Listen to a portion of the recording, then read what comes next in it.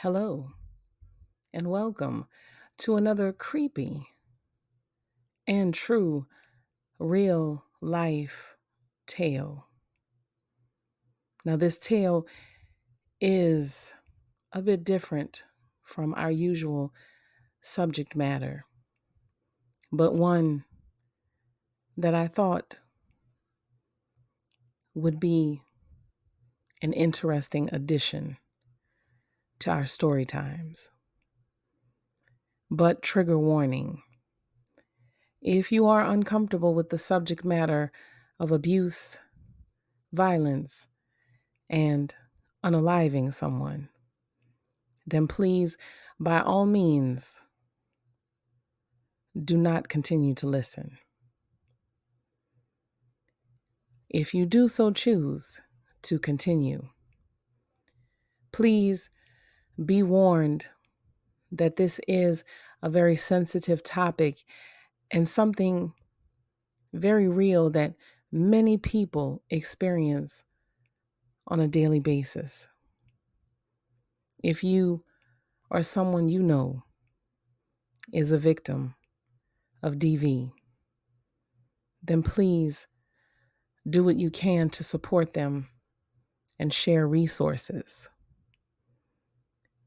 We do not condone violence of any kind against anyone. However, when it comes to saving your own life, it is always a matter of you or them. And this person in this story decided to save themselves. I want to start this off by saying I'm not a bad person. I'm just a woman that was trying to save herself from a bad situation. I hope once I explain myself, you understand exactly where I'm coming from, and maybe, just maybe, you would have done the same thing for yourself or even someone you loved. But please, don't judge me until you have heard the entire story. This is not something that I share with everyone, but I'm at a point in my life where I have to unburden myself. Now, this isn't anything recent. This happened 20 plus years ago. But what better way to share my story than with a bunch of strangers who will never meet me and I'll never meet them.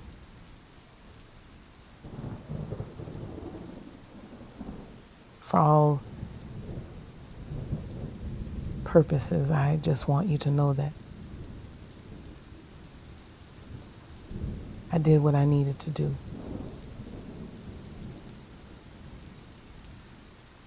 It was either going to be me or him. And I wasn't at a point where I was ready to go. So the only choice was him.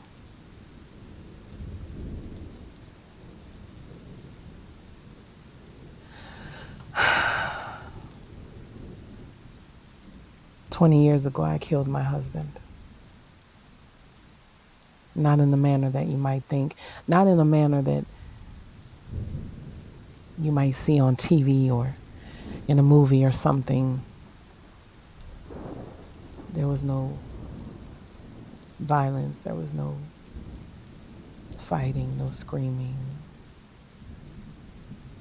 Not that day anyway.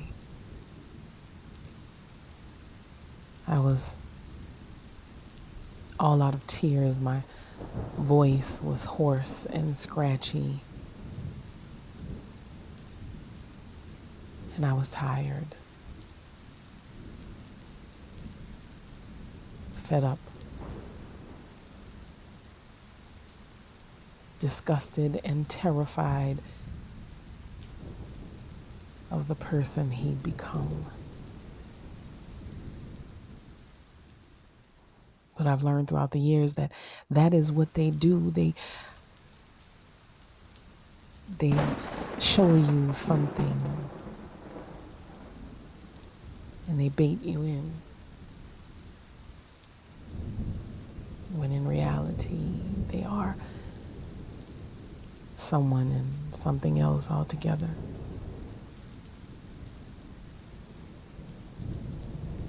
I guess I should start from the beginning at this point before I get into all of the details of what I endured. Don't worry though, I'll spare you the worst of it. I don't want to frighten you or even worse, disgust you to a point where you don't even get to hear the end of my story. And if I'm telling it, it's to serve a purpose. It's to help someone. It's to give someone else some strength.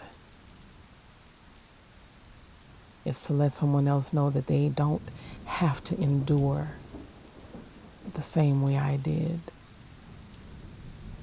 for so many years.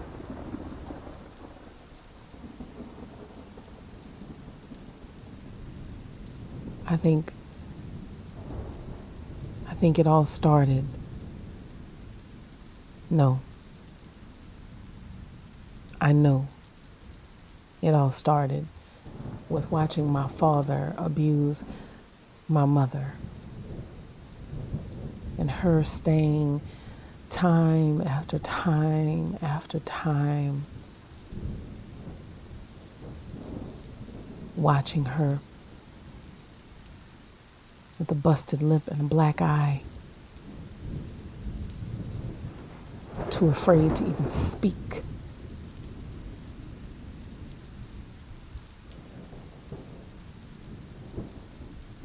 I guess I thought it was a normal thing. That is the way a person expressed their love, right?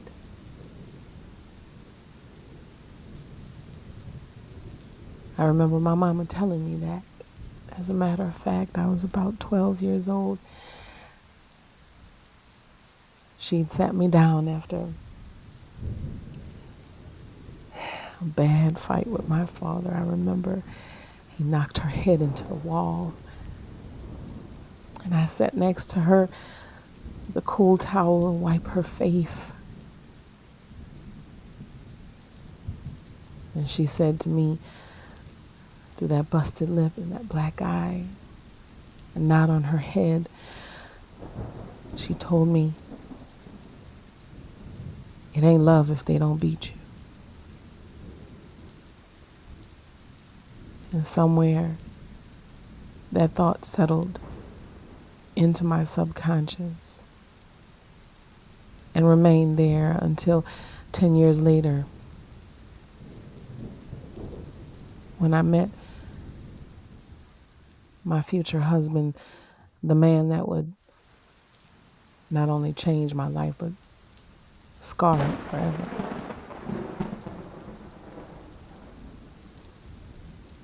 We were in college. And he at first presented as a very loving and caring person. All the girls loved him. Everybody thought he was such a wonderful person. He was in the fraternity. He wore the suits. He played the part to perfection. And he never deviated from it, not one single bit, the whole time we were in college dating. And I thought to myself, you have got a real good guy on your hands.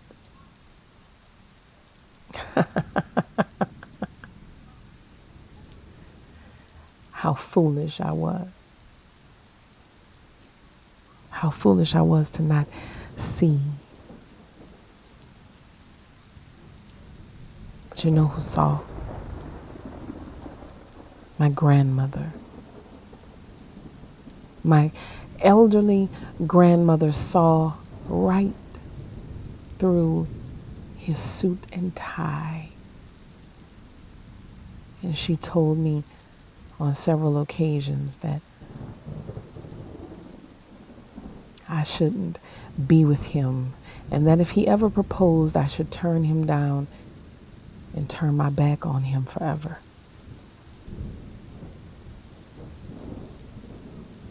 I just chalked it up to her being my grandmother and feeling like no one would ever be good enough for me, especially since she knew what my mother went through with my father. But it was more to it than that.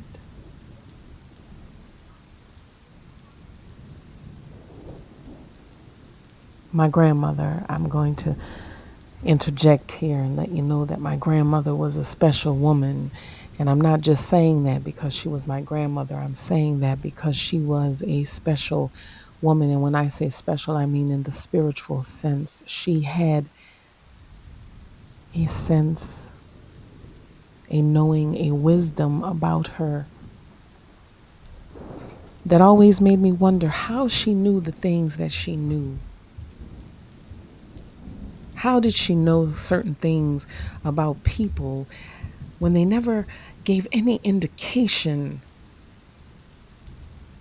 But she always knew. She always knew. And I remember her telling me the first time my mother brought my father around, her blood ran cold. And she could hear the voices in her head screaming.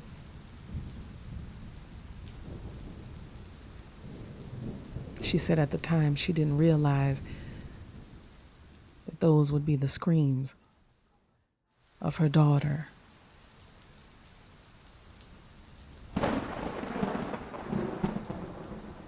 My father eventually took my mother out of this world right along with himself. And that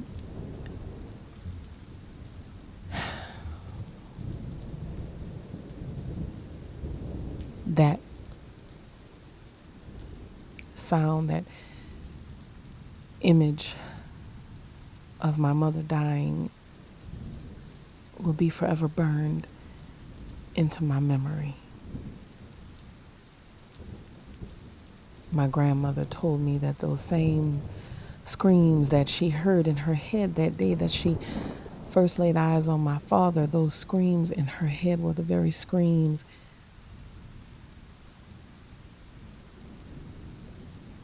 of the very last screams of my mother before she passed.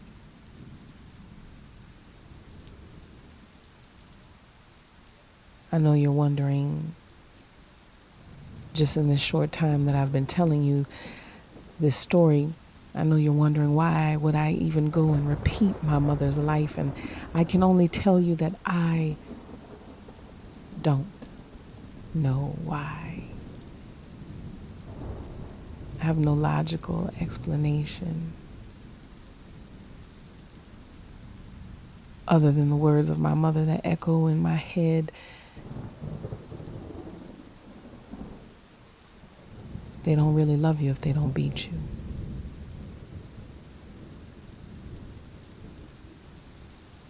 After college, we got married. And the first thing my husband did was moved me 1,000 miles away from everyone who loved me. My grandmother, my aunts, my uncles, my cousins, my friends. Moved me away from every bit of comfort I had ever had in my life. But I didn't think anything of it because he loved me, right?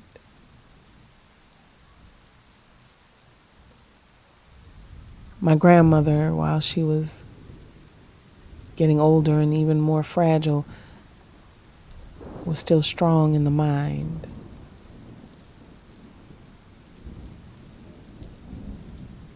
My grandmother was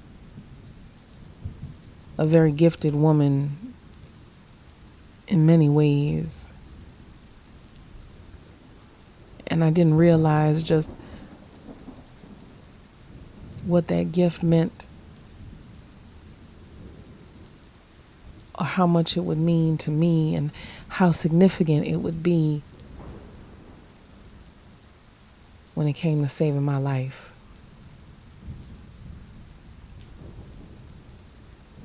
Let me get back on track though. So my husband moved us 1,000 miles away, and I thought it was a new, fresh start. He took a job and told me he wanted me to stay home, take care of our household and children eventually when they started coming along. I resisted at first, and we had very small arguments about it, nothing major, but eventually we always talked it out, and he convinced me, always convinced me to see his point of view. But after the first 6 months, I was bored. I was ready to do something with my life. I was ready to leave the house and engage with others and do the same things that he was doing in his job every single day. All the things that I had gone to school to learn how to do. He wanted me to stay home and tend to his house. He wanted me to stay home and tend to his children when they came along. And none of this I found strange in the beginning. So please, again, don't judge me. Don't judge me. Because isn't that what we get married for? To take care of our homes and our husbands and our kids and to be the perfect wife? Isn't that what they tell us to do? Isn't that what they tell us to be? And all we do is take it. We give up the very best parts of ourselves, dedicate our lives to husbands that disregard us and some that even abuse us. And I'm telling y'all, that first fight, that first argument, I didn't know. I didn't know what was going to happen. I didn't know. I didn't see it coming. There was no indication.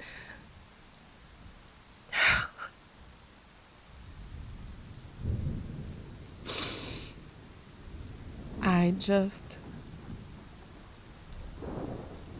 wanted to talk about getting a part-time job to get out of the house.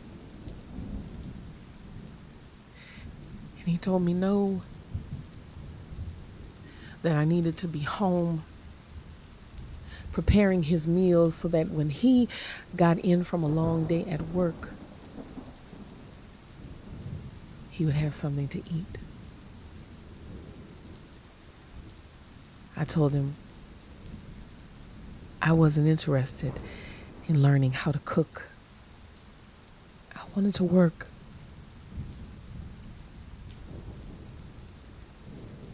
We were sitting on the sofa, and he got incredibly quiet. And then all of a sudden he stands up and he hovers over me and he puts a hand on my shoulder and he squeezes it tightly. And he says, "You are going to do what you are told, or else." And I made the mistake of saying, "Or else what?"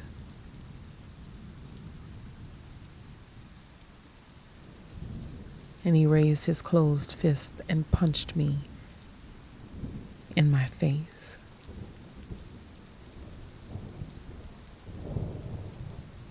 And he sat back down and grabbed his newspaper and commenced to reading as if nothing happened. I ran to the bathroom crying, nose bloody, a bruise forming. And I looked at myself in the mirror, and for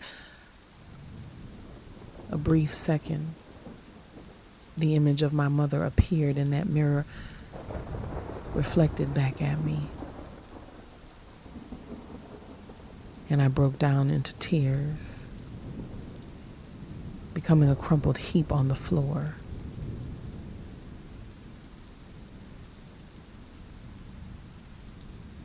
And I heard the voice of my grandmother, who was 1,000 miles away, speaking as though she were in that bathroom with me, telling me there's only one way out. I had to look around because it sounded like she was right there with me.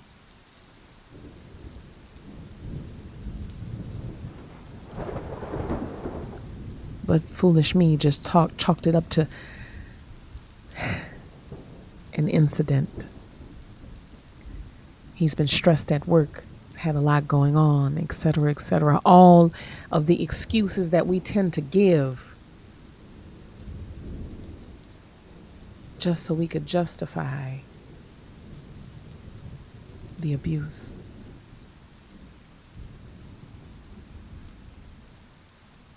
It continued for years.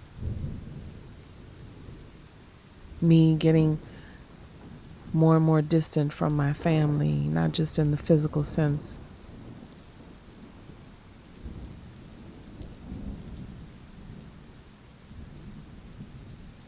They would call and I wouldn't answer.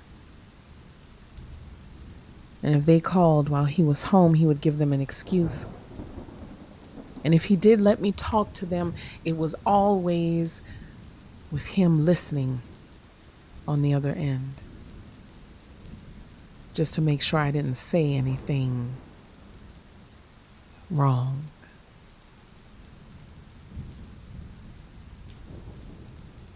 One day my cousin called to let me know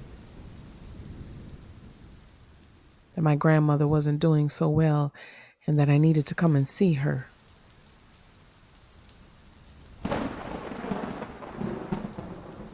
When we got off the phone, my husband looked at me and said no. I was devastated. My grandmother was my rock after my mother passed away. My grandmother was the only reason that I'd made it in the world. And he was tearing her away from me, something worse than death would ever be able to do. That night, she began coming to me in my dreams, and always with the same message. Always with the same, you have to save yourself. It's either you or it's him. Every single night. And I would wake up in a cold sweat, trembling, scared.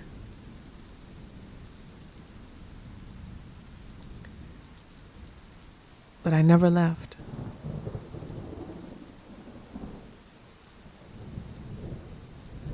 And then one day I got the call that she had passed away peacefully in her sleep.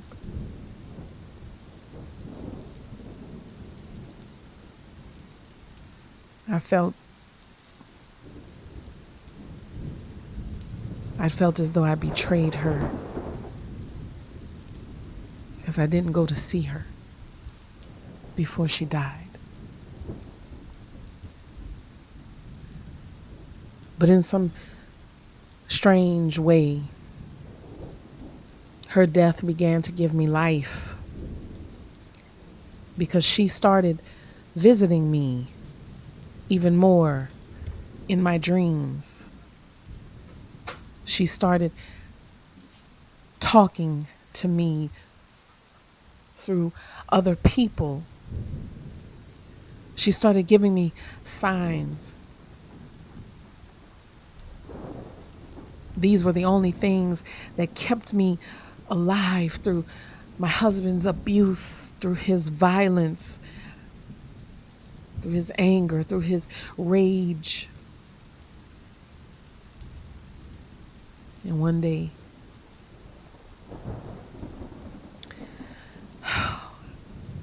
and I'm almost ashamed to admit this, but one day, he had beaten me so badly,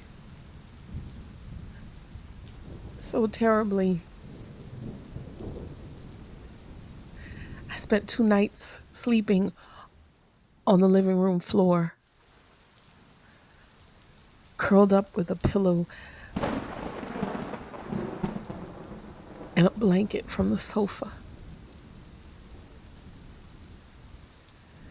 I had to crawl to the bathroom and I had to crawl to the kitchen to get water. And all he did was look at me and laugh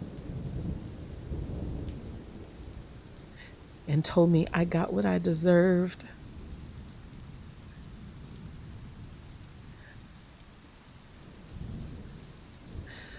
On that second night of being on that floor, clutching that thin little blanket around me, my head resting uncomfortably on the sofa pillow.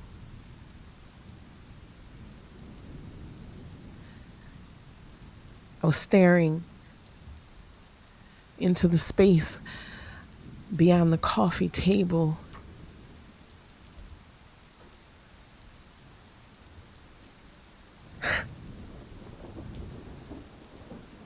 And I saw my grandmother's feet, bare, covered in mud.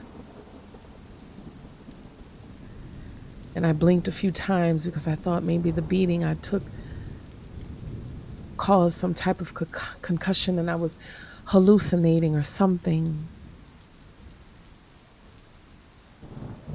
I reached my hand out to touch her feet and she was real, warm.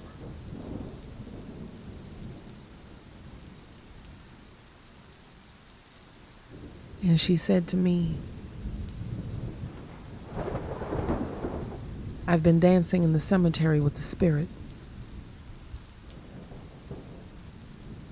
I've been asking them for favor for you.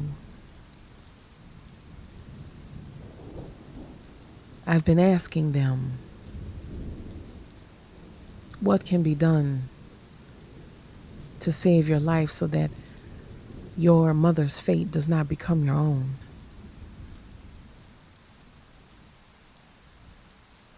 Asking favor from spirits is not easy. But because I am on this side with them, they have given me instructions for you. And these instructions I need you to follow, or else it will be you dancing in the cemetery with the spirits right along with me.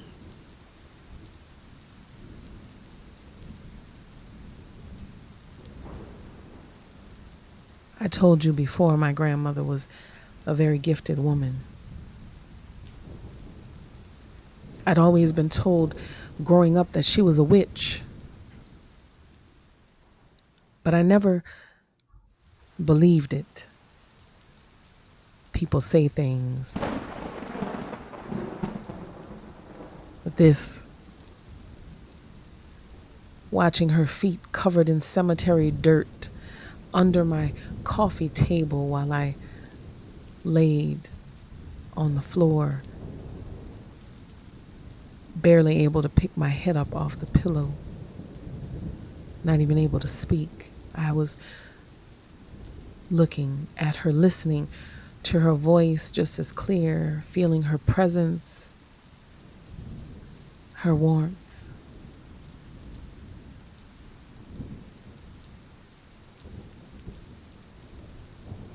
And that's when I knew she was indeed a powerful woman, both in life and in death.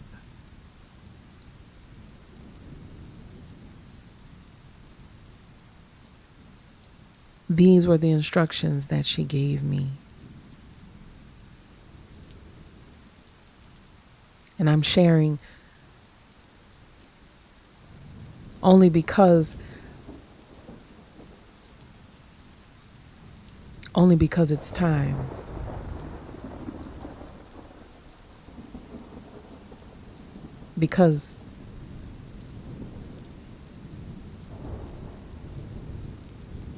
Just because. And I know it's going to sound so outrageous to many of you that a paranormal experience, a supernatural experience, a spirit came to me. Spirit of my grandmother came to me and told me that there was only one way to escape this situation alive. And it had to come down to him or me. And I need you to understand, in that moment, crumpled up on that living room floor, barely able to feel my face because he had beaten me so badly. I need you to understand, in that moment, I was not ready to go. But the anger and the hatred I had within me that built up slowly throughout the years of being with this man, they fueled the fire of me wanting to save my own life.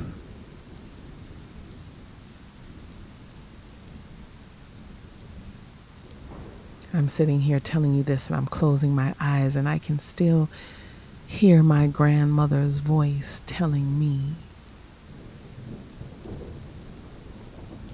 to be as quiet as possible. Do everything he said. Whatever he wanted, acquiesce to any request that he has. Heal. Get better, find your strength, and when you are done, When you are feeling better, take a trip to the grocery store, but instead, take a detour to the cemetery. Make sure you bring a nice clean jar with you to collect some cemetery dirt.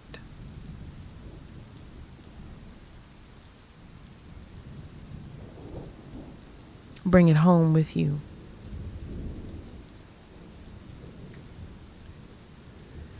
And because I don't want anyone to repeat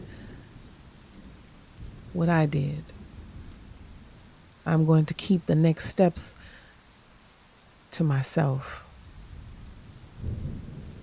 But just know that my grandmother's spirit standing there before me with cemetery dirt on her feet after dancing with the spirits all night long, she instructed me on a poisonous concoction to create and mix with the cemetery dirt. Let it sit for 3 days. And after those 3 days, you make your husband his favorite meal. And then bake a cake. Mix that jar of cemetery dirt and other ingredients into the batter, and you bake it and make it the best and prettiest cake you've ever made. You watch him eat his favorite meal, and then you serve him up that delicious cake all for himself. And you watch him eat and make sure he eats 2 slices.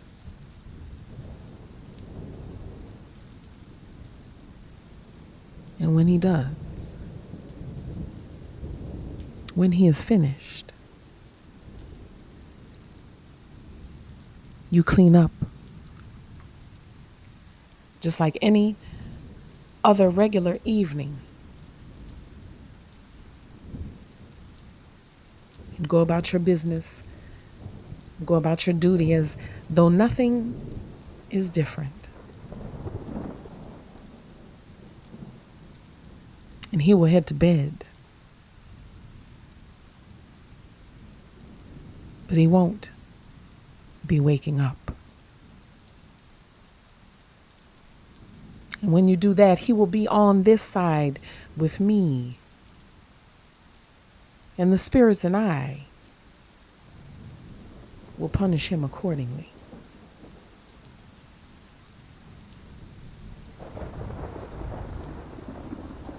I don't have to tell y'all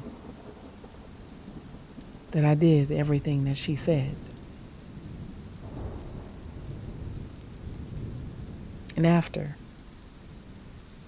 he ate those 2 slices of cake, he went to bed, and I cleaned up. I sat on the sofa reading a book. Eventually, I dozed off. When I woke up the next morning, I went to check on him in bed, and he was stiff as a board. And he died with a look of fear on his face, mouth open, eyes bulging wide. And I can't help but to think that my grandmother had kept her word and was there to drag him to the hell he belonged in.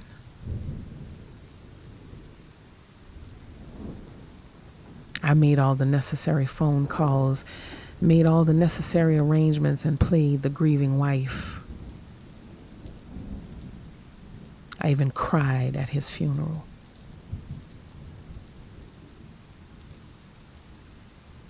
I'm not saying you should do what I did, but I'm just letting you know that I did what I had to do in order to survive, in order to live, in order to thrive. And my life changed immensely after he was gone. But just remember, it always comes down to this. It's either you or it's them. And you should always make a point to choose yourself by any means necessary.